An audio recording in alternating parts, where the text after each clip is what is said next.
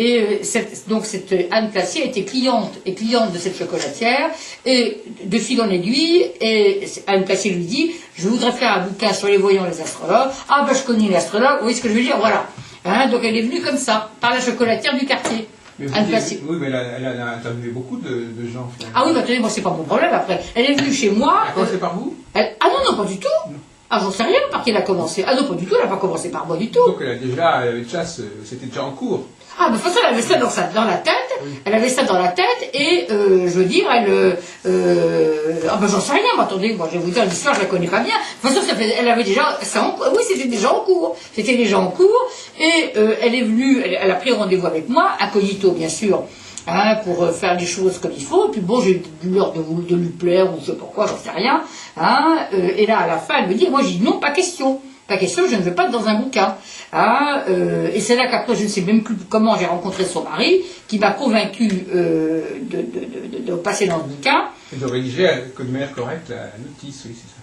Ah ben je savais, oui, c'est ça, il m'a dit non, vous inquiétez pas. Voilà. Ah, non, puis bon, attendez, moi je voulais pas non plus qu'on raconte n'importe quoi sur moi, on est bien d'accord. Vous avez vu le texte qu'il avait préparé? Ah ben complètement. Donc, alors que les autres, je vais vous dire, ça je sais que pour moi c'est particulier, oui, les autres n'ont jamais vu le texte. Voilà, alors que moi j'avais vu le texte. Vous avez vu vos exigences, oui. Ben, j'ai pas exigé qu'on me dise quoi que ce soit ça ou ça sur moi, mais j'ai pas voulu qu'on dise n'importe quoi. Vous avez voulu vérifier ce qu'il avait Exactement, ce qu'il avait dit. Ce qu'il avait dit, c'est que je ne veux pas faire de publicité, je ne veux pas. Tout le monde n'a pas fait ça, oui, effectivement. Oui. Ben, personne n'a fait ça.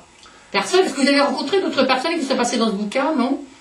Oui, en tout cas, je l'en rencontrerai bientôt, mais elles ne m'ont pas encore raconté comment ça s'était passé. Bah, à mon avis, de façon toute bête. Au départ, elle ne dit pas qui elle est, c'est ça, elle se prend comme une cliente. Ah bah, avec moi, en tout cas, ça a été ça, je sais pas. Elle paye normalement. Elle n'a payé rien du tout. Bah, elle n'a rien payé pour ça. Ah oui, pardon, oui, pour la consultation. Non, elle n'a rien payé. Parce qu'une fois qu'elle vous a dit ça... oui, elle ne paye pas. Elle ne paye pas. Ça justifie le fait que ce soit gratuit. Ah oui, pour vous? Alors, je ne sais pas comment elle a fait avec les autres. Hein. À vos yeux, il n'était pas question de la faire payer. Oh ben non, je vais vous dire, ça me semble un peu grotesque, un peu quand même. Hein. Ah, c'est ça. Ah, donc, bien entendu, ça me semble un peu grotesque. C'était bon, bah, je vais vous dire, j'ai joué le jeu, quoi, c'est tout. Hein. Donc, mais bon, de toute façon, la fille est totalement hystérique. Hein. En tout cas, elle rendez compte, elle s'est fait faire une centaine de consultations. Ah, attendez, alors moi, je ne suis pas du tout rentré là-dedans. Je sais qu'elle est totalement hystérique, hein, et qu'après, elle les a enquiquinés, hein, donc les uns et les autres, pour savoir s'il allait m'appeler, si ceci, si cela. Parce que là, c'était ça, son truc, hein. C'était ça. Par rapport à ses amants, tout ça, parce que bon, elle avait les amants à droite à gauche. Hein, donc, du coup, elle sollicitait beaucoup les voyants. Les voyants, en leur faisant, en fin de compte, en étant soi-disant copine avec eux, hein, et en les sollicitant pour leurs prestations. Moyennant, gratuitement, bien entendu. Parfois, elle a fait aussi un travail quand même. Elle a dû saturer avec tous ces gens-là. Écoutez, je n'en sais rien, c'est pas mon problème. Hein. C'est une fille, c'est une petite journaliste de rien du tout. Hein. De rien du tout, parce que de toute façon, elle écrit dans les petits journaux de quartier, des trucs comme ça. Elle s'est fait connaître comme ça. Oui, voilà, je ne vois pas pour rester, parce qu'elle n'est toujours pas journaliste. Elle a toujours pas. C'est son mari qui a rédigé le bouquin au départ, faut pas l'oublier. Hein. C'est pas elle. Après, elle a réédité le bouquin. Oui, en 2000. En plus, elle n'est jamais venue me revoir. Hein, elle m'a carrément, je veux dire, sacqué, moi je m'en tape complètement, mais sacqué d'une certaine manière. Quel jour qui s'était plaint. Enfin, il y a dû y avoir une personne, vous voyez ce que je veux dire, qui a dû... mais comme façon entre elle et moi, ça n'est pas passé véritablement. Donc du coup, bon, de toute façon, ça je m'en fiche complètement. Hein, mais elle a carrément refait un article sur moi sans revenir me voir. Oui, vous êtes arbitrairement. Vous êtes encore dans la nouvelle édition. Exactement, dans celui qui est paru il y a 4-5 ans, hein, ou 5-6 ans. Non, mais il y en a un qui est paru en 2009. Ah ben ça, j'en sais rien. Non, elle en a fait trop. Parce que oui, il y a celui de 2002. En 2009, elle en a fait un. Oui. Ah, je sais pas. Elle a toujours pu être dedans, là. Je n'ai pas vérifié, je n'ai pas ça en tête, mais je pourrais vous le dire, oui, effectivement. Enfin, non, mais j'irai voir. Il y en a un qui est sorti aux éditions Trajectoire, cette fois-ci. Ah oui, c'est plus les éditions Lebeau. Non. Philippe Lebeau. Elle a changé d'éditeur. Ah, je l'ai dit, parce que l'autre éditeur, il a dû en avoir album. Non, mais Trajectoire, c'est un bon éditeur aussi. Philippe Lebeau? Non, Trajectoire. Ah, je connais pas du tout. Trajectoire, ils sont en plein. Ah, bon, d'accord. Philippe Lebeau, il est décline, Philippe Lebeau. Oh, ça, bah oui, c'est un petit éditeur, hein. Il a dû aussi en avoir album aussi, peut-être, j'en sais. Ouais, peut-être. Enfin, non, je dis ça là, je suis mauvaise langue, hein. Je suis mauvaise langue. Il avait commencé en 84. Comment? Philippe Lebeau? Il a publié. Ah, d'accord. Il a commencé à publier avec Agnès Maton et Elisabeth Alexandre un guide des voyants et des astrologues. Ah, d'accord. Philippe Lebeau lui-même? Non, enfin, il avait dirigé. Ah, oui, d'accord. Ok. Déjà, j'ignorais. Après, il a écrit pas du tout ça, moi. pendant deux éditions. Et puis Ben oui, après, les éditions de 2002 et de 96 ou 97, un truc comme ça. Après, je crois qu'il a plus fait grand-chose, donc elle est passée... Ah oui, là maintenant, il est en hypericlite, Philippe Lebeau. En tout cas, Trajectoire est très puissant actuellement. Donc Trajectoire, ils sont spécialisés dans quelque chose, Trajectoire, non? Ah oui, mais il publie beaucoup d'ouvrages d'astrologie. Ésotérique, je connais pas du tout. Et puis il vient de sortir un autre livre, là, il y a quelques jours. Oui, oui. En Suisse, aussi son phare, qui s'appelle Le guide des meilleurs astrologues et voyants. Donc, moi, faut oser, moi, je trouve. Hein. Parce que, enfin, je veux dire, sur quoi on se bat, enfin, ça me semble très difficile. Les meilleurs maintenant, alors, c'est encore dans non, le mais je trouve ça un peu prétentieux. Oui. Vous trouvez pas? D'autant plus que c'est pas fondé. C'est ce que j'allais vous dire, c'est pas fondé. Hein. On peut être bon avec certains, mauvais avec d'autres. Je pensais que c'était un argument de vente de mettre oui, j'allais vous dire que c'était très, très commercial. Parce que dans les autres documents, les autres ouvrages, ils publient aussi bien les bons que les mauvais, d'après eux. Ils mettaient des bonnes étoiles. Ah, oui, là, ils mettent des notes. Alors que là, ils vont garder que les meilleurs. Donc, ils n'en parlent pas. Ah oui, d'accord. C'est une autre façon de travailler. C'est une autre façon de travailler. Alors, en tout cas, moi, j'ai vu la meilleure note. Hein. Alors donc, et comme j'étais la moins chère des meilleures notes, alors vous pensez bien que j'ai eu un monde, une affluence. Oh. Ah bon, ça a bien marché alors, vous n'avez pas à vous plaindre à ce côté-là. Non, ça ne m'intéressait pas de travailler. Je pense que j'ai éliminé les 3/4 des gens, alors de toute façon. Enfin, j'ai éliminé. Hein, parce que bon, on va parler de ma façon de travailler. Oui, voilà. Mais je veux dire, bon, moi, ça ne m'intéressait pas du tout, ce genre d'histoire. Hein. Pas du tout, j'ai pas besoin de faire de publicité, moi ça marche tout seul. Voilà, ça marche par le bouche-oreille, vous comprenez. Alors qu'est-ce que vous avez fait avec toutes ces personnes qui se sont venues? Ah bah c'est elles qui d'office ne sont pas venues me voir. Hein. Il y en a quelques-unes qui sont restées avec moi. Pour vous, le critère, c'est pas la première fois, c'est la seconde, c'est ça? Ah bah non, après je vais vous expliquer d'abord. Est-ce que ça vous intéresse de connaître son cursus peut-être d'abord? Oui, mon cursus que j'ai universitaire. Donc, alors au départ, moi j'ai une maîtrise de lettres. Ah oui. J'ai une maîtrise de lettres, bon, et puis j'ai travaillé, j'ai été traductrice-interprète chez un avocat pendant 7-8 ans, et donc, bon, je suis tombée gravement malade, j'ai fait une énorme dépression nerveuse, je vous la fais courte, une énorme dépression nerveuse qui a duré très longtemps, c'était une histoire un peu bizarre, et j'ai repris les études à ce moment-là. Vous voyez, et j'ai repris les études à ce moment-là, et donc j'ai fait une licence de psychologie à ce moment-là, et alors l'astrologie je l'ai apprise en 79, en 79, mais d'une façon très, d'une façon, je veux dire, en amateur, en amateur, pas du tout pour en faire une profession, pas du tout, alors pas du tout. Oui, puis vu le cursus que j'avais au départ, je ne comptais pas du tout en faire une profession, pas du tout. Donc, ensuite, je suis tombée malade et j'ai repris des études à ce moment-là, en étant malade, et j'ai fait de la graphologie, donc la Société française de graphologie, Sacre Lascaux, qui est la seule école officielle de graphologie. J'ai fait morpho avec le docteur Cormand. Ah oui, vous l'avez connu, docteur Cormand. Ah ben comment là, donc, tous les 15 jours, il a accepté de me donner des cours et tout, il avait déjà 80 ans. Vous avez connu probablement des gens qui travaillaient autour de Mme Cormand, Marie Clavel? Bien sûr. Une hystérique encore, celle-là, totalement hystérique. Elle est folle alliée, folle alliée. Vous la connaissez, non? Ah oui, très bien, j'ai travaillé avec elle. Ah bon, d'accord. Enfin, elle n'aime pas les femmes, de toute façon. Elle n'aime pas les femmes au sens que... Elle n'aime pas travailler avec les femmes, ça c'est évident. Ah non, ça les femmes, il n'y a rien à faire. Son mari est mort d'ailleurs. Il y avait Jean-Marie Le Pelletier aussi qui a travaillé. Ah ça je connais pas lui. Et de Nantes, lui, je crois qu'il s'était rapproché aussi de... Ah lui là je connais pas. D'accord. Le docteur Cormand je le voyais toute seule. Oui, Louis Cormand, oui. Toute seule, Louis Cormand je le voyais toute seule. Je ne le voyais pas avec d'autres. Il me donnait des cours particuliers. Oui. Il avait accepté de me donner des cours particuliers. Sans doute il devait sentir en moi des trucs. Moi j'en sais rien pas. C'était il y a 30 ans, oui c'est ça. Oui. Ah non, c'était pas il y a 30 ans.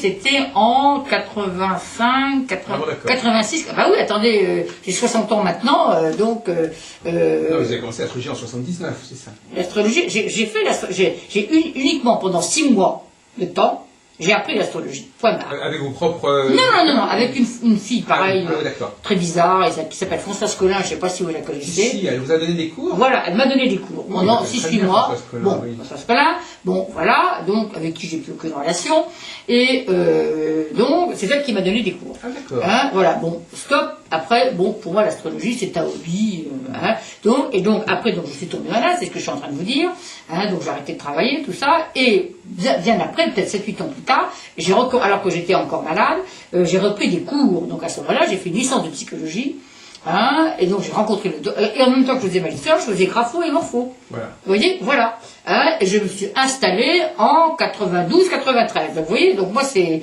beaucoup plus récent que les trois quarts des gens. Hein, donc ça fait 17 ans. Oui, 17 ans. 17 ans, oui. 17 ans. Hein, et puis je me suis installée comme ça en disant on verra bien. Hein, on verra bien. Et curieusement, ça a marché très vite. Très vite, parce que, alors je ne sais pas pourquoi, parce que j'ai un truc avec les médias, alors ça ne m'intéresse pas du tout. Hein, du tout. Donc, j'ai TF1 qui m'est tombé dessus, comment je veux dire, un jour, eh ben, grâce au bouquin sur la voyance, qui a dû paraître en 94, je crois, le premier bouquin. Mais en 94. Donc, ils m'ont connu TF1 m'a connu par ce bouquin. Et donc, j'étais passé une émission de TF1 qui était très connue à 13h30 le samedi et tout. Donc, voilà, bon, ça a commencé, et puis voilà, donc le truc s'est mis en route, et puis voilà. Hein, donc, tout simplement. Hein, et donc, ce qui fait que moi, je suis très particulier, j'utilise beaucoup l'astrologie, bien sûr, mais aussi la grapho et la morpho. Et donc, je fais aussi des thérapies, moi. Vous comprenez que je suis thérapeute. Vous voyez, mais d'une façon très particulière, puisque c'est moi qui fais le travail, je garde les gens 3 heures, moi. Hein, c'est moi qui fais le travail, et comme je crois avoir pas mal d'intuition, donc si vous voulez, je trouve toute seule ce qui ne va pas. Vous voyez, donc les gens n'ont pas à faire le boulot. Vous voyez, voilà. Donc, par contre, ils réfléchissent après. Vous comprenez? Voilà. Hein, donc, ça va beaucoup plus vite. Hein, donc, alors, cette thérapie, c'est à base de quoi? C'est comment d'intuition, d'astrologie. Une thérapie, c'est-à-dire que vous aidez les gens à comprendre leurs problèmes, bien entendu. Ah, voilà, bah oui. Ah, alors, ça se fait sur une seule séance? Ça se fait non, ça c'est sur plusieurs séances. Oui, mais attendez, oui, c'est tout à suivi. D'abord, il y a pour une première séance, hein, et puis après, ils viennent tous les 4 semaines environ, parce que comme c'est un travail intense, dense, hein, donc ils réfléchissent. Après, on travaille aussi beaucoup sur les rêves, bien entendu, hein, parce que le rêve est très très important. Et puis j'ai un truc avec ça, avec les symboles, hein, et avec la symbolique qui est très puissante. Et donc voilà, mais je vous dis ça parce que si vous voulez, je ne peux pas me définir. Par exemple, bon, on est comptable. Vous êtes inclassable. Voilà, je suis inclassable. Vous avez trouvé le mot. Je suis un électron libre d'abord. Hein, je ne veux surtout pas m'intégrer dans un système. Hein, par tempérament, et je suis quelque part inclassable parce que je m'adapte un peu aux besoins de l'autre. Vous voyez ce que je veux dire? Hein, je n'applique pas une méthode, vous voyez ce que je veux dire, un peu, hein, s'il faut être castrologue, parce que, eh ben, on est castrologue. Vous voyez ce que je veux dire? Voilà. S'il faut être autre chose, on est autre chose. La géométrie variable. Voilà, exactement, monsieur, bravo. Vous êtes Capricorne, non? Enfin, oh, vous avez du Capricorne, vous. Ah, c'est évident. Hein? Si vous me le dites, hein. Non, je le sens, c'est purement intuitif. Hein, c'est purement intuitif. Hein, non, parce qu'il y a un côté très rationnel chez vous. Hein, donc, en tout cas, ce que je veux dire, oui, je suis à géométrie variable, en ce sens que pour moi, il faut s'adapter à chaque cas. Oui, vous avez plusieurs cordes à votre arc. Voilà, exactement. J'ai plusieurs cordes à mon arc. Hein, dans votre boîte à outils. Dans ma boîte à outils, bravo. Dans ma boîte à outils. Hein, et donc, et puis je tire même les cartes, vous voyez ce que je veux dire.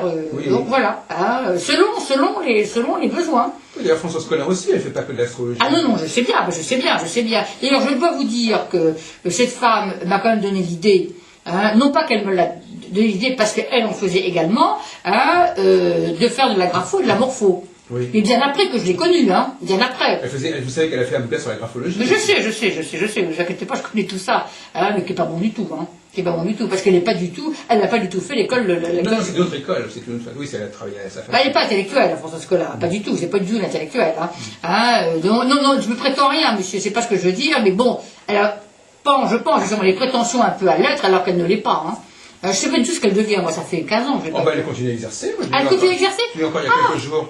Ah, d'accord, ok. Elle a quelques problèmes d'arthrose, tout ça, mais enfin, elle est toujours. Belle femme. Et on la trouve très facilement sur Internet. Ah, d'accord. Elle peut faire beaucoup de publicité. Ah, mais elle, par contre, elle a toujours voulu faire beaucoup de publicité. Ça a toujours été son truc. D'ailleurs, l'astrologue a fait autant de publicité. Exactement. Ah, ben, elle est très comme ça, elle, hein. Elle est très comme ça. Elle fonctionne comme ça. Ben, parce qu'elle n'arrive pas à avoir la clientèle autrement, excusez-moi, hein. Oui, elle n'a pas de bouche à oreille. Non, elle n'a pas mon bouche à oreille. Hein, puis moi je refuse. Non, puis moi c'est pas mon truc par tempérament, c'est pas mon truc la publicité. Vous voyez ce que je veux dire? Je dis qu'à partir du moment où il faut faire de la publicité, c'est qu'on n'est pas bon. Oui, ça vous est tombé dessus sans que vous le vouliez vraiment. Ah ben moi c'est vraiment un truc du destin. Hein. Oui. Voilà, vraiment, c'était un truc du destin. Hein, ça on peut dire que ça n'a pas été un choix de ma part. Hein. Oui, c'est comme là, par exemple, vous n'avez pas demandé à passer à la télévision. Jamais. J'ai jamais rien demandé dans ce domaine. Ah bah attendez, si je suis pas allée à Billy Bouvard, je suis passé Ah non mais je vous raconte pas tout ce qui m'est tombé dessus sur le plan des médias. Oui, c'est terrible. Hein, alors que je n'ai jamais rien demandé, que c'est pas mon truc du tout, et que j'ai même refusé des trucs, et qu'on me suppliait de venir. c'est quand même incroyable, hein. Donc, comme quoi, j'ai un truc, si je puis dire, mais il y a des gens qui mettent frais les pieds au mur, vous voyez, pour avoir eu ce que j'ai eu avec les médias. Hein. Ça vous était donné comme ça. Exactement, sur un plateau, et puis ça ne m'intéresse pas. Eh oui. Ça ne m'intéresse pas. Hein. Ce que je veux dire, c'est pas mon truc. C'est pas mon truc, parce que ça reste trop superficiel, trop... Moi, j'aime bien les choses en profondeur. Hein, voilà. Enfin, il ne faut pas cracher dessus non plus. Ah non, j'ai pas craché dessus non plus. Il y a des trucs auxquels j'ai voulu refuser, hein, et on m'a supplié de le faire. Là, justement, le fameux magazine Choc est en... Je ne voulais surtout pas être dans un machin pareil. Choc, ah oui, c'est intéressant, je ne le connais pas, vous pouvez peut-être m'en parler. Choc, c'est une horreur. Mais il s'intéresse aux astrologues, ils en parlent? Non, mais non, mais attendez. Non, vous voulez votre avis? Mais je vais vous dire, monsieur, c'est il y a un an. Hein, je vais trouver l'autre numéro, s'il doit être là. Il doit être là.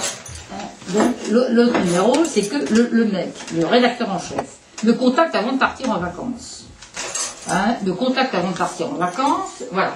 Hein, et je lui dis, écoutez monsieur, pas question de passer dans un journal comme le vôtre. Clac, carrément. Hein, donc ça ne m'intéresse pas. Moi c'est pas mon truc, enfin bref. Vous comprenez ce que je veux dire, monsieur? Bon, je pars en vacances et tout, bref, c'est tout le monde, c'était il y a un an. Il me rappelle, malgré le fait que je lui ai envoyé dinguer, je veux dire, 15 jours avant, il me rappelle donc en janvier, et il me dit, madame, écoutez, je veux quand même qu'on se rencontre. Je dis quand même, le gars, il exagère. Il s'accroche, mais j'ai quand même d'autres personnes que moi sur la place de Paris, vous voyez ce que je veux dire. Je ne sais même pas comment il m'a connu d'ailleurs, Je ne peux même plus vous dire comment il m'a connu celui-là. Et donc il s'accroche, alors bon, il s'accroche tellement comme ça, j'ai quand même le rencontré. Tout en n'acceptant pas encore de passer dans son journal. Et le gars, alors pour ne pas passer dans son journal, moi je ne me suis jamais fait payer pour quoi que ce soit. Je lui dis carrément, de toute façon c'est temps ou c'est rien. Ouais. Je pensais qu'il allait refuser avec une somme pareille. Il a dit oui. Qu'est-ce que vous voulez que je fasse? Il a dit oui. On ne peut pas refuser. Non, mais là j'étais prise au piège. Ouais. Oui, j'étais prise au piège. Donc, j'ai dit oui, forcément. J'ai eu une somme telle que je me suis dit, il n'acceptera jamais le type. Jamais. Pour le dissuader. Donc, voilà. Et là, il a dit, bah oui, d'accord. J'ai l'impression qu'il aurait pu lui demander le double, il aurait accepté. Et donc, vous y êtes? Alors, attendez, donc, il y en a eu deux. Il y en a eu deux en plus. Deux, parce que j'ai aussi les livres de la main. Il a eu pour son argent? Je suppose, parce que vous allez voir. Parce que j'ai quand même travaillé 5 heures sur ce truc. Ah non, mais attendez, j'ai quand même pas travaillé dans ces bureaux à gratter comme ça pendant 5 heures. Alors, je vais vous montrer le truc.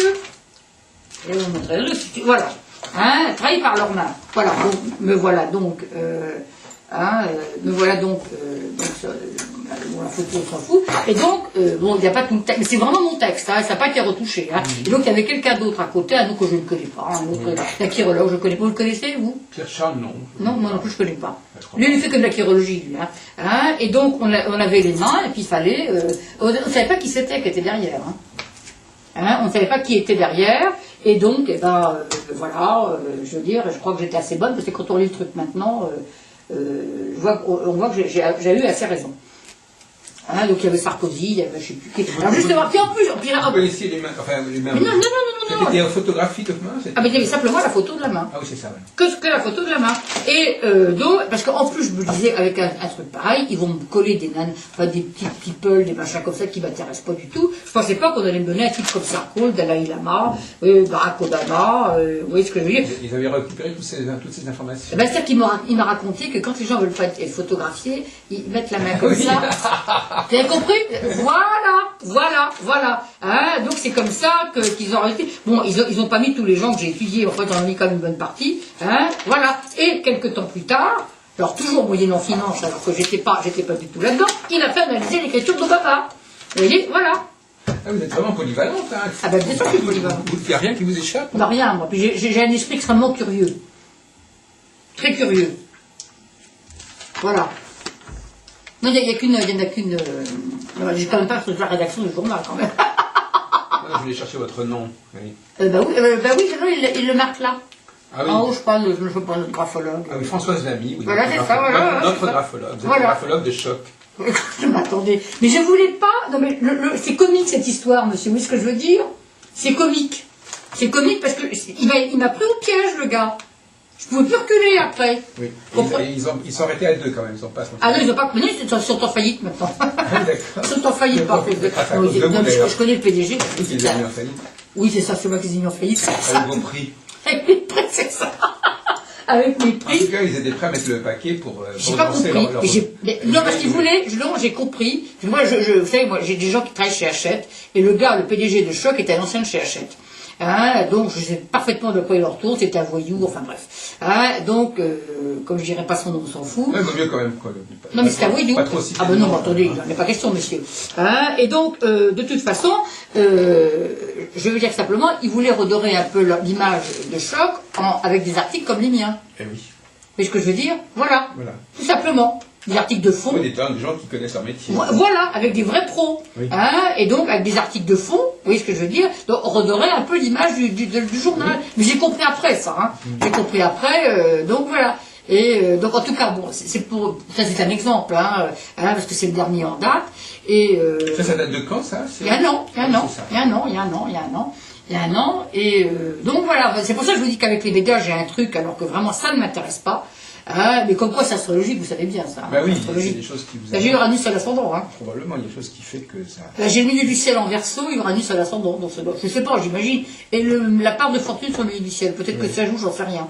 Il y a des choses qu'on observe comme ça, qui nous arrivent. Ah oui, parce que c'est pas une demande de ma part. Oui. C'est pas ni un choix ni une demande de ma part. Oui. Parce que moi, je suis plutôt une femme de l'ombre, vous voyez ce que je veux dire. J'aime oui, bien oui. une femme de l'ombre, puis j'aime bien faire les choses à fond, ce que je veux dire, du côté scorpion, je suis scorpion.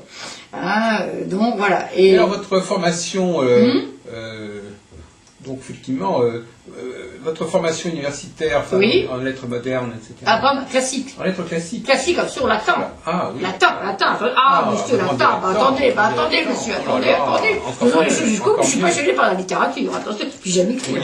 Vous lisez Platon dans le texte. Ah non, je sais pas, le grec non, Non. le grec non, le latin. Hein, non, je dis pas Platon dans le texte. Ah, mais j'adore, vous savez, la littérature. Hein, donc. Et alors, comment ça vous distingue des personnes qui n'ont pas eu ce cursus? Enfin, j'ai donné un autre. Totalement, c'est pour ça que je les côtoie pas. Vous avez Je trouve, je vais vous dire, monsieur, je trouve que si vous voulez ce métier, alors d'astrologue, parce que c'est large, d'astrologue, qui est quand même la base de l'astrologie, il y a quand même une part psychologique extrêmement importante. Hein. Oui. Hein, on est d'accord. Ah bah oui. Donc il y a une part psychologique extrêmement importante. oui. Pour moi, c'est tout. Hein. Donc, et les problèmes, parce que moi je vois bien les problèmes des gens qui sont quand même pas petits, je trouve malheureusement qu'ils restent trop en surface parce qu'ils n'ont pas la connaissance. Ah oui, d'accord. Voilà. Ah oui, ils n'ont pas l'habitude de chercher jusqu'au bout. Ben non, parce qu'ils n'ont pas la connaissance. Oui. Vous voyez, voilà, ils n'ont pas la connaissance. Hein, tout simplement. Alors, et en plus, pour moi, l'astrologie n'est pas une technique, pas du tout. Ce serait une technique, ça veut dire que les mêmes causes reproduisent les mêmes effets. Ou scientifiques, comme vous voulez. Hein, ce serait expérimental. C'est-à-dire que les mêmes causes reproduisent les mêmes effets. En astrologie, les mêmes causes ne reproduisent jamais les mêmes effets. Pour la bonne raison, c'est que l'astrologie, ça ne quantifie pas. Vous voyez? Donc c'est l'intuition qui pallie les carences de la technique. Hein, on est d'accord. Hein, donc un thème in abstracto, si vous voulez, sorti du contexte de la personne, quand on ne voit pas la personne, on peut tout dire et n'importe quoi, hein, pour moi. Hein, on peut faire des erreurs monumentales. Monumentales. Vous coupez ou vous recoupez par d'autres informations. Oui, puis il y a l'intuition. Oui. Parce que je pense avoir beaucoup d'intuition. Oui, d'extrêmement intuitive. Hein. Vous avez raison, beaucoup d'astrologues n'acceptent pas de reconnaître ce fait. Eh ben voilà, je suis bien d'accord. Alors c'est une évidence. C'est Ah une oui, évidence. ils s'en tiennent à la une théorie. Ils veulent se présenter comme des savants qui ne font que de l'astrologie. Voilà, Qui ne exactement. doivent qu'à l'astrologie. C'est réducteur. Et en fin de compte, souvent, c'est pas du tout le C'est cas. réducteur, mais pas du tout. Pas du Mais tout. ils prétendent, ils croient qu'ils sont obligés de le dire comme ça. Ben, ça les rassure. La raison rassure, vous savez. Hein. Et puis alors, au contraire, alors parfois, ils savent très bien qu'ils utilisent des gens, mais ils mettent ça sur le compte de l'astrologie. Voilà, Ils disent, ah, c'est exactement. l'astrologie que j'ai trouvé ça, alors que c'était pas. C'est que pas ça. vrai. Mais bien entendu. Pardon, il y a un truc qu'on ne voit pas avec l'astrologie, c'est le niveau intellectuel d'une personne. Vous êtes d'accord avec moi? Ah, moi, de toute façon, Non, mais on est d'accord, monsieur. Ça veut dire que vous prenez deux thèmes identiques. Non, mais moi, je suis tout à fait d'accord, je suis même plus que d'accord. Mais c'est tellement une évidence que donner l'évidence, c'est une faute intellectuelle. Oui. On est d'accord, c'est de la bêtise. Hein. Et par exemple, vous prenez deux thèmes identiques. Hein. Moi, je sais, j'ai des frères triplés, alors je ne peux qu'en parler. Hein. Ah bon? Hein, bah oui, alors ils sont là 10 minutes d'intervalle, alors je ne peux qu'observer. Hein. Hein, j'ai un terrain d'observation, là je peux vous dire qu'ils ont des destins complètement différents, ils sont complètement différents. Hein. Hein, il y a une problématique, c'est le côté intellectuel. Vous prenez quelqu'un d'extrêmement brillant, et l'autre thème, je ne parle pas pour mes frères là, et l'autre thème identique avec un type qui a un QI plus que moyen, forcément les choses ne sont pas les mêmes. On est d'accord? Ne serait-ce qu'à ce niveau-là. Le niveau intellectuel, c'est quand même important. Mais alors, est-ce que vous pouvez me dire où l'astrologie joue? Ah bah si l'astrologie joue, bah alors là, c'est pareil, c'est l'intuition. Hein, qui pallie encore une fois les carences de la technique. L'astrologie, pour moi, ne ment jamais. Un thème ne ment jamais. Vous voyez ce que je veux dire? Mais ce qu'on ne sait jamais, c'est la façon dont la personne aura vécu son thème. Elle ne ment jamais, mais il y a des choses qu'elle ne dit pas, c'est ça? Si elle dit tout quelque part, elle dit tout, si pour moi elle dit tout. Ah bon. Non, c'est-à-dire qu'elle dit tout. C'est-à-dire qu'elle dit tout du fond d'une personne. Oui. Vous voyez? Par contre, l'évolution, on a quand même un certain libre arbitre, même s'il est minime. Hein, dont, je vous donne un exemple. Hein, je vois en clientèle, parce que ça m'est arrivé de temps en temps, quelqu'un qui ne va pas bien. Hein, donc je lui dis, de toute façon, si vous ne faites rien psychologiquement, si vous ne faites pas de travail sur vous, votre destin ne changera pas. Ça me paraît évident.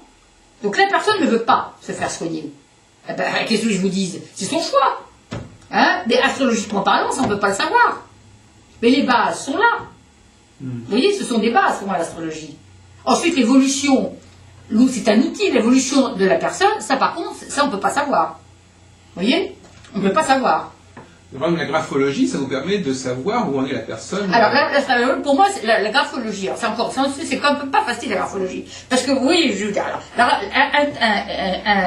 une écriture, c'est comme un test, c'est comme un test de l'arbre ou je sais pas quoi. Oui, c'est le reflet, oui. C'est un test. Oui. Un test psychologique. Hein, une forme de test psychologique. Exactement, c'est ça pour moi la graphologie. Donc c'est le reflet de l'inconscient. Vous voyez, voilà. Hein, c'est un reflet, je veux dire, quelque part, pas technique, mais un reflet, je suis en train de chercher le mot, oui, une espèce de reflet technique de l'inconscient. Hein, donc. Sur des photographies. Une photographie, voilà. Hein, voilà, un cliché. Le problème, c'est qu'il y a des gens qui apparaissent totalement dans leur écriture, et d'autres que très partiellement. Ça encore, on ne peut pas le savoir.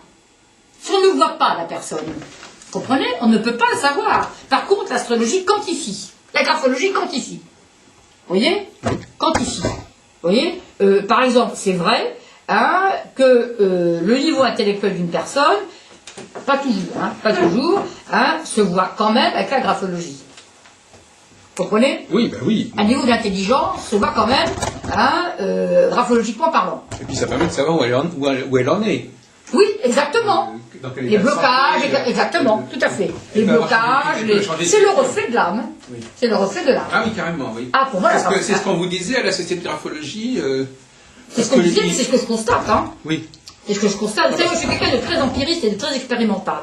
Hein. J'observe, très observatrice, et j'ai beaucoup plus appris en observant les patients, si je puis dire que je peux appeler ça des patients, que passionnare en la capacité, c'est dire souffrir. Oui. Là, c'est la souffrance. J'ai beaucoup plus appris en observant que dans les bouquins. Voilà. Hein, ça me paraît évident. Et tout ce que je peux vous dire, alors là, quelque part, c'est un fait d'observation. Vous voyez? Donc, c'est l'observation. Donc, effectivement, alors, est-ce que le côté de la santé physique... ah oui, j'adore, moi j'adore, je suis passionné par la santé. Alors déjà, est-ce que dans le thème, ah oui, dans le thème, bien sûr qu'il y a des informations dans le thème, bien entendu. L'astrologie médicale, il y avait cette fameuse, comment elle s'appelle, qui est décédée maintenant, qui travaille chez Lafon, Joël de Gravelaine, qui avait fait tout un truc sur la santé. Et là, par contre, c'est vrai. Mais c'est pareil, hein, comment vous dire, monsieur, quelqu'un qui va avoir une bonne hygiène de vie, vous voyez, on ne peut pas lui dire la même chose que quelqu'un qui picole toute la journée. Vous voyez, dans un thème identique. Ah oui, c'est ça. Donc c'est pas ça. Cet élément-là ne va pas figurer dans le thème. Eh ben non, pas forcément. Bon là j'exagère, je prends des amplitudes trop fortes. Mais c'est quand même vrai. Hein? Donc moi, il faut que je vois. Donc c'est parce que la personne a fait de son thème en fait. Voilà, exactement. Comment elle l'aura vécu.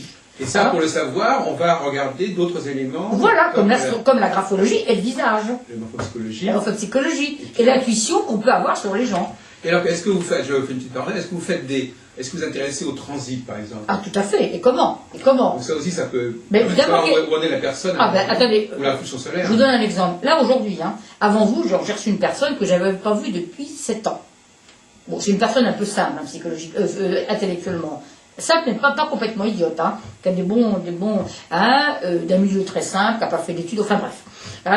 Donc, cette femme, je ne l'ai pas vue depuis 7 ans. Bon, peu importe, hein, elle a Uranus trigone lune en ce moment. Vous avez compris. Hein. Plutôt favorable. Ben, oui, c'est surtout qu'elle a des révélations. Hein. Je lui ai dit des choses qui sont totalement des révélations pour elle. Eh bien oui, c'est ça. Voilà. Uranus, oui. Hein, Uranus, Trigon de Lune. Voilà, je veux dire. Donc ça correspond bien à elle attendait des choses. Avec pour moi, les astres influencent, ça c'est clair, influencent nos états psychologiques très très subtilement et d'une façon très subliminale, si je puis dire. Hein, on fait des choses, si vous voulez, où on prend des décisions qu'on ne prendrait pas sans ces transits. Hein. Ah ça c'est évident, évident. Hein, qu'on croit, parce que le fait de croire c'est une bêtise, parce que c'est pas une foi l'astrologie. Hein. Ça marche ou ça marche pas pour nous, puis c'est tout. Hein, on est d'accord, c'est pas une foi, on croit en Dieu, mais l'astrologie c'est pas une foi. Hein, on est d'accord. Juste ça marche ou ça marche pas. Hein, donc, je dis que simplement, c'est évident que les astres nous influencent. Les transits, c'est assez évident. Je vous donne un exemple tout personnel. Hier, j'avais une migraine épouvantable. Hein, bon, moi, j'ai un très mauvais mercure hein, dans mon thème.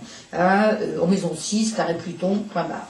Hein, j'avais Mars sur Pluton, carré Mercure. Bon, c'est tout bête ce que je vous dis là. Hein, j'avais une migraine atroce.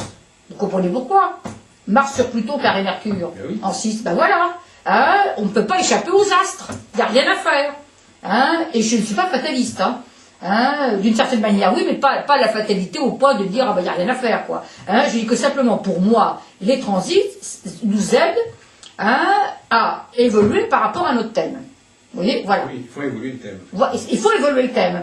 Hein, donc, pour moi, cette personne qui est venue me voir tout à l'heure, hein, donc, qui est dans un cafouillis pas possible dans sa vie, elle a Uranus, Trigon de Lune. Ben, c'est un peu un révélateur. Vous comprenez? Là, tout d'un coup, avec moi, elle a compris des tas de trucs.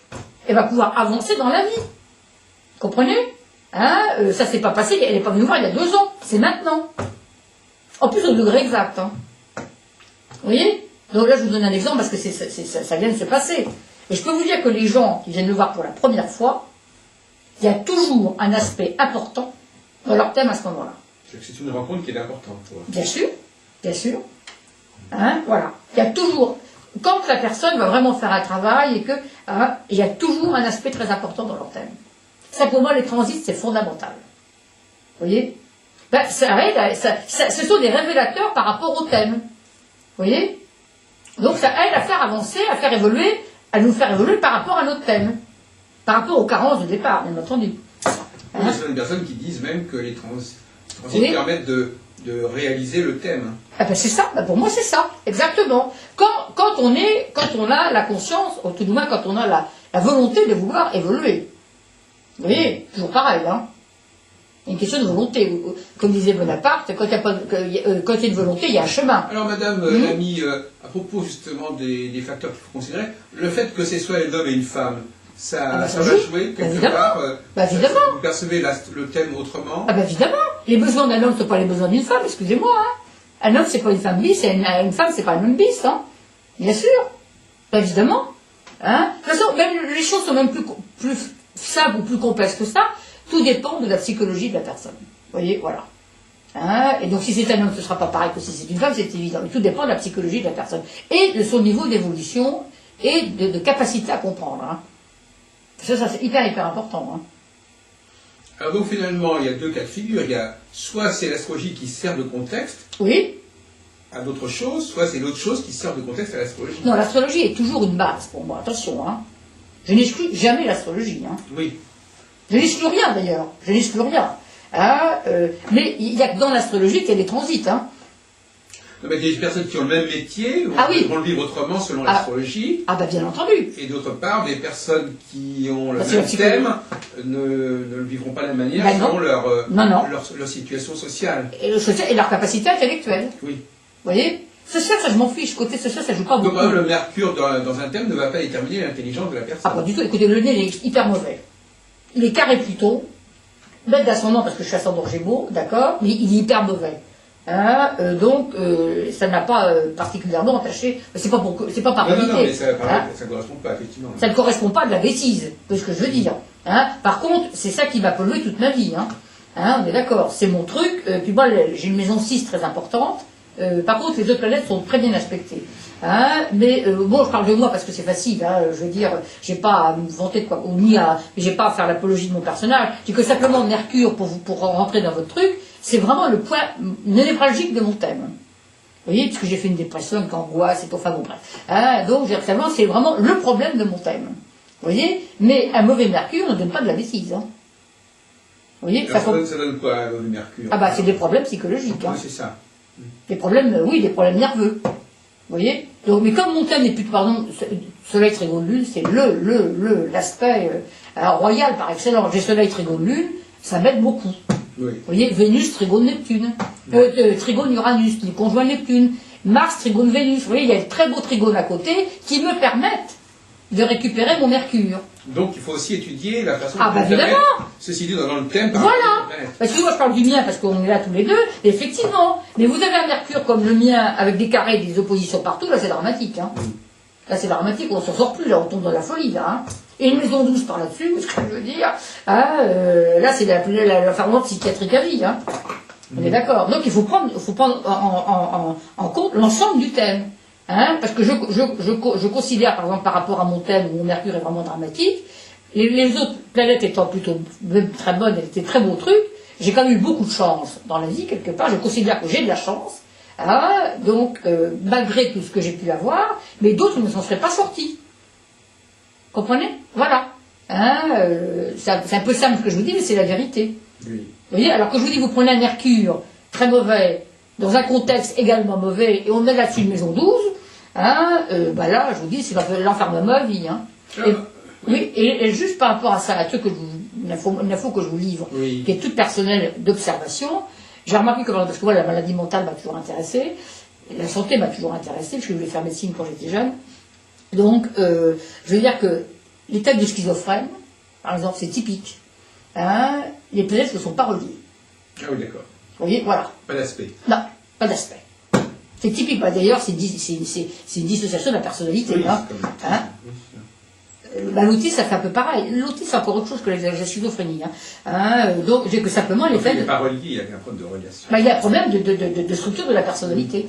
Hein. Donc, voilà. Et donc, il y a un éclatement de la personnalité chez les schizophrènes. Et donc, c'est typique, les planètes ne sont pas reliées. Alors, le docteur Cormand, lui, s'intéressait à la pathologie. Ah non, mais il était psychiatre. Oui, justement. Oui. Alors justement, alors lui... Ah ben c'est pour ça qu'on s'est tellement bien entendus tous les deux. Vous comprenez, c'est que la pathologie l'intéressait terriblement. Donc... C'était un sujet pour lui qui s'intéressait complètement à ça. Alors il vous expliquait, quels étaient les facteurs au niveau des récepteurs, tout ça. Bien sûr, tout à fait, absolument. Hein, mais pour moi, je vais vous dire, monsieur, le docteur Cormand, ça a été mon maître à penser. C'est vrai que ça m'intéresse que vous en parliez parce que c'est quelqu'un de très connu et on en parle. Connu, il n'est pas connu en fin de compte, hein, on est d'accord, hein. Oui, oui. Hein, enfin, je veux dire, j'aimerais bien que vous me parliez un peu de son enseignement, de sa personne aussi. Ah bah c'était quelqu'un, sur le plan de la personne, il était Soleil-Saturne, si ça peut vous donner. Oui. Hein, donc Soleil-Saturne, c'est quelqu'un qui était extrêmement cultivé. C'était un intellectuel, le docteur Cormand, extrêmement cultivé, et ce qui m'a plu chez lui, c'est qu'il a construit sa théorie en observant ses patients. Vous voyez, donc un peu moi ce que je fais à l'heure actuelle. Vous comprenez, hein? Parce qu'il y a cette espèce d'intuition. On a des intuitions, mais on théorise sur ces intuitions. Quand on a les deux, on a la capacité à théoriser sur les intuitions. Oui, c'est important. Ben, c'est important. Hein? L'intuition, tout ça, ça sert à rien. Donc, et vous avez élaboré des choses, vous avez écrit des choses. Écrit, non, j'ai pas le temps. J'ai pas le temps. Mais j'aimerais bien. Vous arrivez à un certain nombre de constatations, de résultats, de conclusions. Ah, total, absolument. Pouvez-vous nous faire part de certaines par exemple, choses qui reviennent? Alors, par exemple, un truc qui est très très peu compris, je trouve, par rapport aux autres, c'est la dialectique bourreau-victime.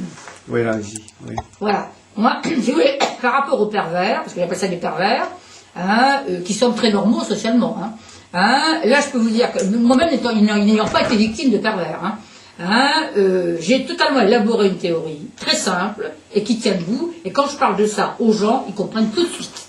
Vous voyez, voilà. Attention, vous êtes en train de... Ils comprennent tout de suite. Vous voyez, voilà. De même que le système de la victime, qui est tout le temps le même, bien que les apparences puissent paraître différentes, je peux vous dire que pour moi, c'est une évidence totale. Vous voyez, voilà. Et je n'ai que des gens comme ça en clientèle. Mais alors ça n'apparaît pas dans le thème astral, le fait qu'on est pervers. Ah, pas du tout. Alors là, voilà un truc, monsieur. Ça n'apparaît pas dans le thème astral. Vous voyez, voilà. C'est ça pour le coup, parce que la période, c'est la paranoïa, en fin de compte. Donc, ça n'apparaît pas dans un thème astral. Donc, on ne peut pas dire... On le sait par d'autres biais. Bah, on le sait je le sais. L'écriture, par contre, peut le montrer. Hein. Ah oui, c'est ça, oui. L'écriture, mais pas toujours, hein. Pas toujours. Le système du pervers ou du paranoïaque, appelons ça comme on veut, hein, parce que n'oubliez pas que ce sont des gens qui sont socialement adaptés, hein, totalement socialement adaptés, hein, donc ils n'ont pas des comportements apparemment déviants, je veux dire, sur le plan de la société. Donc en politique il y en a des tonnes, et il y en a partout d'ailleurs, il y en a partout, et donc je veux dire que simplement parce que ça ne se voit pas, parce qu'ils ont un comportement normal dans la société, vous voyez, donc, et ils ont une rationalité extrêmement importante, vous voyez, c'est pas comme le schizophrène qui n'a plus de rationalité du tout, vous voyez, eux ils ont une rationalité, ce sont des gens qui se trouvent dans le discours, hein, donc ils ont une rationalité très puissante. Hein, donc, et ce sont des gens qui sont extrêmement... La maladie mentale, c'est la perte du contact avec la réalité. Hein. Hein, eux, ils sont totalement lucides sur la réalité. Hein. Vous voyez, ils sont totalement adaptés socialement. D'accord. Vous voyez, et ce ne sont pas du tout des gens qui sont considérés comme des malades mentaux. Hein. Pas du tout. Hein. Qu'est-ce qu'il y a par... Alors, quels sont les... C'est un peu plus précis. Oui. Quels sont les facteurs au niveau graphologique et morphopsychologique qui désignent... Alors, morphologique, il n'y en a pas. Alors, en graphologie, à votre avis, qu'est-ce qui désigne une écriture de pervers? Alors, deux choses. Ou une angulosité extrêmement puissante, des angles, vous savez, qui justement révèlent un sadisme et une violence évidente, hein, ou au contraire, et c'est là où c'est plus subtil, une écriture très lâchée. Vous voyez, c'est là où c'est plus difficile. Vous voyez, une écriture totalement lâchée. Hein, c'est soit là, soit là. Mais il n'y a pas de... Oui. Ben, quand on regarde l'écriture d'Hitler, par exemple, hein, c'est une écriture très très anguleuse. Vous voyez, l'écriture est évidente. Noire, anguleuse, hein, là ça me paraît totalement évident. Donc, et il y a des écritures, par contre, enfin là je ne peux pas donner de politique, mais dans des écritures que j'ai pu observer par rapport à des clients, des victimes, qui me montrent l'écriture du compagnon ou de la compagne, ça peut être des écritures très lâchées. Mais là, on ne peut pas dire à la base que ce sont des pervers. Vous voyez, voilà, par rapport à l'écriture. L'écriture elle-même ne suffirait pas. Ah non, ah non. Mais d'ailleurs, même les graphologues... Il faut qu'il y ait un terrain. Oui. Non, les graphologues professionnels le disent, hein, qu'on ne peut pas toujours détecter le problème de la perversion. Hein, voilà. Donc, et même les psychiatres ne savent pas le détecter non plus, tellement ils sont habiles à manipuler les gens. Vous voyez, ce sont des manipulateurs. Ce sont des manipulateurs, donc ce sont des gens qui sont extrêmement habiles à masquer leur personnalité. Vous voyez, c'est bien le problème d'ailleurs. Ils avancent masqués. Alors, excusez-moi de poser des questions oui. un peu basiques. Ah, pas du tout, pas du tout. Qu'est-ce que c'est qu'un pervers, à votre avis? Un pervers, c'est quelqu'un qui ne pense qu'à détruire l'autre. Ah, d'accord. Voilà, c'est ça un pervers. Donc, qui ne pense, c'est quelqu'un, à la base, ce sont des gens qui nourrissent des frustrations intenses. Mais la façon, c'est inné, la perversion, c'est pas un acquis. À la différence de la névrose, qui est un acquis, la perversion est innée et héréditaire. C'est-à-dire que quelqu'un qui est pervers a forcément eu un parent pervers.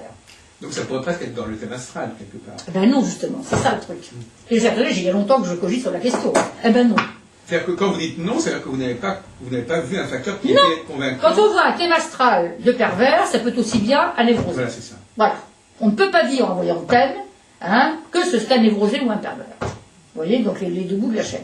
Est-ce qu'il y a des éléments astrologiques qui désignent quand même certaines formes de maladies mentales? Ah, alors Neptune, alors pas pour les pervers. Neptune, non, mais pour d'autres sujets. Neptune, c'est pour moi la planète de la maladie mentale. Quand Neptune est trop fort quelque part dans une bon, trop Carré du présent. Soleil. Alors, je vais vous dire un truc qui est très intéressant, monsieur. Neptune, pour moi, c'est une planète épouvantable. Elle est rarement positive. Rarement. Sauf, elle est positive quand le thème est extrêmement structuré à côté. Vous voyez, je vous donne un exemple très connu, puisqu'il est décédé maintenant, Monseigneur Lustiger.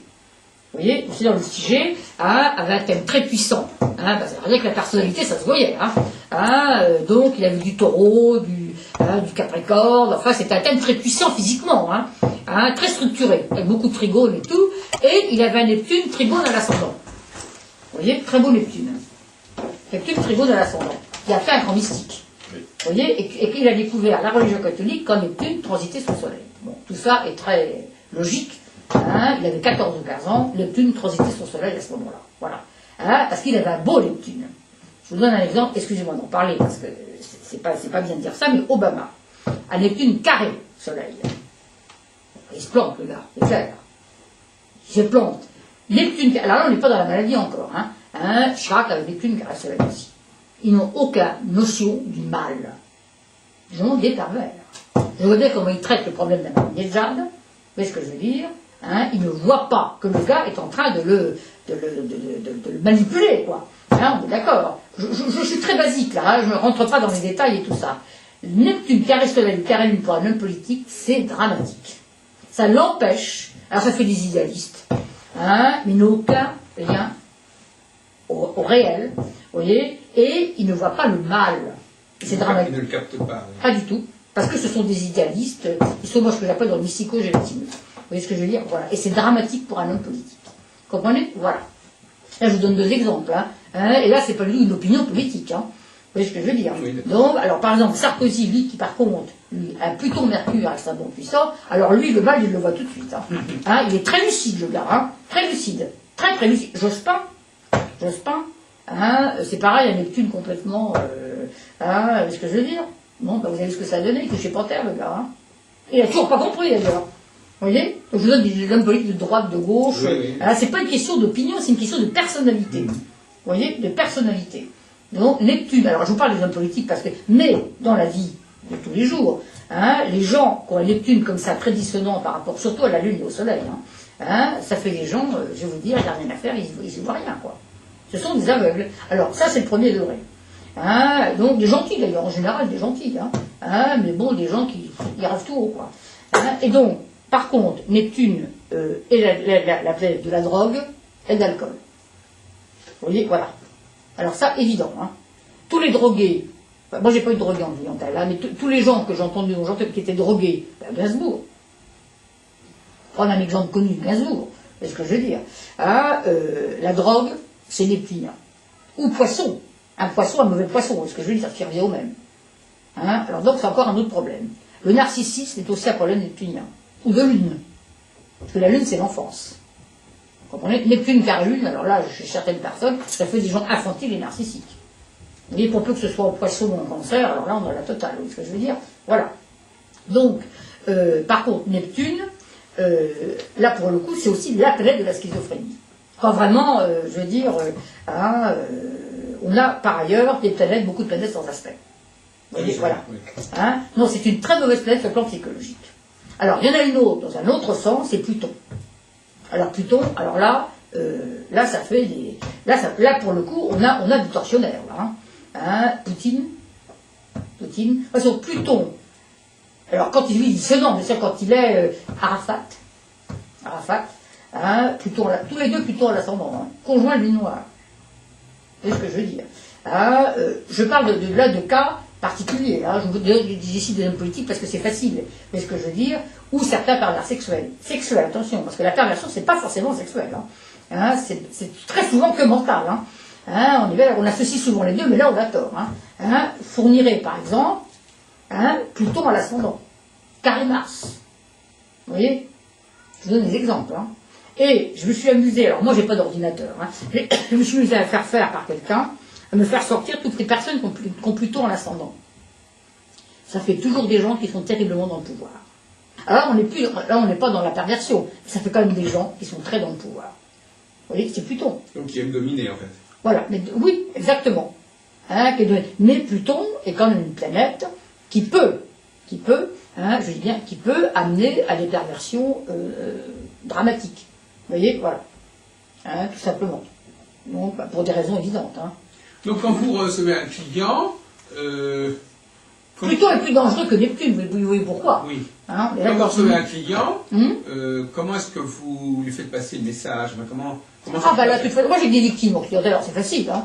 J'ai que des victimes. Ah oui, d'accord. Ah oui, j'ai que des victimes, alors donc c'est facile, hein. Elle vous parle tout de suite de ses problèmes? Moi, je n'ai pas besoin de parler, je les vois, j'ai compris. Ah d'accord. Elles ont toujours un truc, je vais vous dire monsieur, un truc qui les caractérise, c'est le manque de lumière. Ce sont souvent vos clients ont ça? Oui, manque de lumière. Ah d'accord. Déjà, et pourtant ça peut être des gens brillants, hein, qui même peuvent avoir des situations brillantes, hein. Manque de lumière. Est-ce que vous pensez que ça caractérise de manière générale tous les gens qui vont chez l'astrologue? Ah non, non, je parle de ma clientèle à moi. Les gens victimes, de toute façon, manquent de lumière. Oui, parce qu'ils ont... Ils ne s'aiment pas. C'est vrai qu'ils ne s'aiment pas. Ils n'ont pas le droit d'exister dans leur tête. Donc ils manquent de lumière. Et dès qu'ils vont mieux, alors là, ils rayonnent. Vous voyez, voilà. Et donc c'est ce que vous devez essayer de leur apporter de la lumière? Exactement. Et ben voilà. Comment vous faites pour ça? Ah bah alors là, monsieur, là, on est sur un terrain plus compliqué, là, parce que c'est... En fait, comment est-ce que vous pensez que vous leur apportez quelque chose? Eh ben parce que je leur explique pourquoi ils sont comme ça. On ne gère que ce qu'on connaît, hein, attention. Alors, quand on leur a expliqué certaines choses, ça ça produit un changement? Alors, non, c'est l'inconscient, de toute façon, qui est malade. On ne gère que ce qu'on comprend. Ils sont dans un état qu'ils ne comprennent. Ils souffrent, ce sont des gens qui sont en souffrance. Ils ne comprennent pas ce qui leur arrive. Pourquoi la vie s'en prend à eux quelque part. Et pourquoi ça va pas. Dès qu'ils comprennent, ça va mieux déjà. Quand on comprend, ça va mieux, on est d'accord.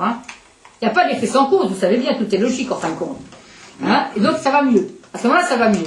Alors, déjà, première approche, je leur explique pourquoi ils sont dans cet état-là. Et comment ça s'est passé. Alors, déjà, là, la conscience commence à bouger. Donc, là, ils font des rêves. Et puis, il y a des choses qui se passent dans la vie à ce moment-là. Notre vie est le miroir exact de ce que nous sommes intérieurement. Si intérieurement ça ne va pas, notre vie, ça ne va pas. C'est aussi simple que ça. Le positif attire du positif et le négatif attire du négatif. Mais c'est pas on appuie sur un bouton et ça marche. D'accord. Donc, si on n'explique pas aux gens pourquoi ils sont comme ça, si on les aide pas à s'en sortir, ils ne s'en sortiront pas. Donc, l'inconscient bouge, ils font des rêves. Et là, après, on travaille entre autres sur les rêves. Et comme par hasard, il se passe des choses dans leur vie à ce moment-là. Vous voyez, il y a une interaction entre ce qui bouge à l'intérieur, vous voyez, et l'extérieur. Mais alors, quand ils viennent vous voir, alors vous me dites est-ce qu'ils savent à peu près à qui ils ont affaire? En gros, c'est du bouche à oreille. C'est ça, parce qu'autrement, finalement, c'est assez surprenant. Ah bah, attendez, moi j'ai eu des gens en clientèle, ils sont venus me voir pour des raisons tout autres que ça. Ils en sont sortis complètement changés. Enfin, bah oui, effectivement, c'était pas ça du tout, quoi. Vous voyez, ça m'est arrivé, Bien entendu que ça m'est arrivé. Parce que vous êtes à vous-même plusieurs métiers à la fois. Bien sûr, bien sûr, bien sûr. Donc, ils viennent me voir, par exemple, pour un truc tout bête, je sais pas, ils veulent changer de travail. Vous voyez, un truc basique. Donc, parce que ça m'est arrivé. Puis ils s'aperçoivent qu'en fin de compte, le problème, il n'est pas là. Oui, il n'est pas là du tout. C'est pas parce que c'est comme un escargot, c'est pas parce que vous allez transporter votre coquille ailleurs que ça va changer. Vous comprenez? Voilà. Donc, bah oui, ça c'est évident. Donc, et là maintenant, au fond, je n'ai qu'une clientèle de fidèles. Vous voyez, voilà, 80% de mes consultations, c'est les anciens clients. Ah oui. Ah bah oui, au moins 80%, si c'est pas 85%. J'ai assez peu de clients nouveaux. J'en ai un peu, bien sûr, j'en ai un peu de temps en temps, parce que ces clients-là parlent, et j'en ai assez peu. Vous voyez, voilà. Oui, c'est un pourcentage faible. Oui, faible.